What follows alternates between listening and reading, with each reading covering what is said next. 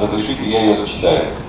Уважаемый Борис Анатольевич, организованный при поддержке Ижевского государственного технического университета имени Калашникова 10-й международный студенческий великоатлетический пробег Ижевск, Нижний Новгород, Минск, посвященный 68-й годовщине победы в Великой Отечественной войне и 70-летию Сталинградской битвы, будет способствовать сохранению исторической памяти о великой победе советского народа и укреплению сотрудничества между высшими школами России и Белоруссии. Уверен, что это начинание также будет иметь большой гражданско-патриотический и воспитательный эффект в работе со студенческой молодежью двух стран, станет ярким событием как для самих участников пробега, так и для многочисленных зрителей этого спортивно-патриотического мероприятия.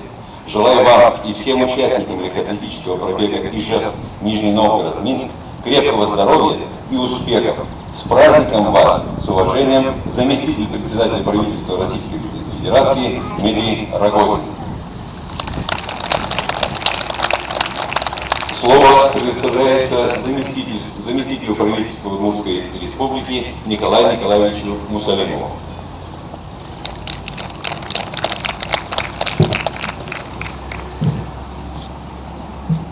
Дорогие друзья, уважаемые преподаватели и студенты,